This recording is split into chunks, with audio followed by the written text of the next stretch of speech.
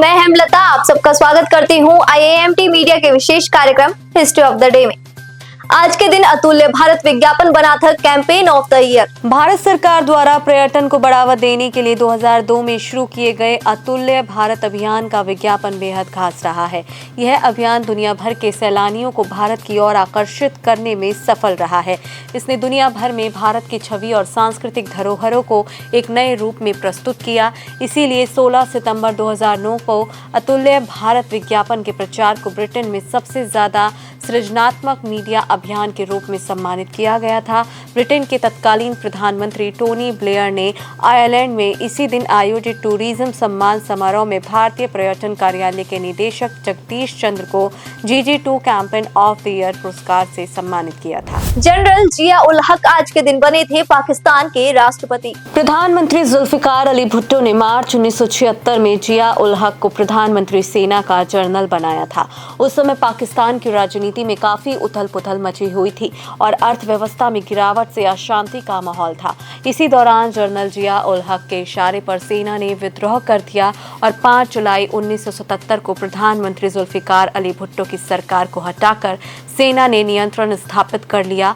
16 सितंबर 1978 को जनरल जिया उल हक ने राष्ट्रपति पद की शपथ ली।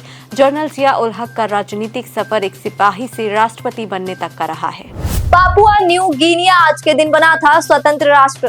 पापुआ न्यू गिनिया पूर्वी द्वीप समूह का एक हिस्सा है जो ऑस्ट्रेलिया के समीप स्थित है। इस देश पर 1975 से पहले ऑस्ट्रेलिया का आधिपत्य था। लगातार विद्रोह के कारण 15 सितंबर 1975 को ऑस्ट्रेलिया ने इसे स्वतंत्र घोषित कर दिया और पापुआ न्यू गिनिया से अपने सैन्य बलों को वापस बुलाने के आदेश जारी कर दिए। इसके परिणाम स्वरूप 16 सितंबर 1975 को पापुआ न्यू गिनिया स्वतंत्र राष्ट्र बन गया। 16 सितंबर को पापुआ न्यू गिनिया की आज़ादी की खुशी के अवसर पर आम लोगों और प्रशासन की ओर से पेड़ लगाने जैसे समारोह आयोजित किए गए। बाद में प्रिंस चार्ल्स ने आधिकारिक तौर पर पापुआ न्यू गिनिया की पहली राष्ट्रीय संसद की शुरुआत की। आज के दिन हुआ था शास्त्रीय गायिका सुब्बालक्ष्मी का जन्म। देश के सबसे बड़े नागरिक सम्मान भारत रत्न से सम्मानित शास्त्रीय गायिका और अभिनेत्री MS सुब्बालक्ष्मी का जन्म 16 सितंबर 1916 को मदुरै में हुआ था। उनका पहला जन्म कार्यक्रम 8 वर्ष की उम्र में कुंभकोणम में महामहिम उत्सव के दौरान हुआ था। 10 वर्ष की आयु में सुब्बालक्ष्मी का पहला भक्ति संगीत का एल्बम आया था।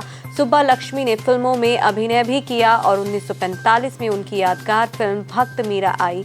उनकी अन्य फिल्मों में सेवा, सदनम, सावित्री आदि शामिल हैं। वह पहली भारतीय हैं जिन्होंने संयुक्त राष्ट्र संघ की सभा में संगीत कार्यक्रम प्रस्तुत किया। कर्नाटक संगीत का सर्वोत्तम पुरस्कार संगीत कलानिधि पाने वाली वह पहली महिला है। आज के लिए बस इतना ही। कल फिर भेंट होगी इतिहास में दर्ज कुछ और महत्वपूर्ण जानकारियों के साथ। तब तक के लिए देखते रहिए और सब्सक्राइब कीजिए IAMT मीडिया।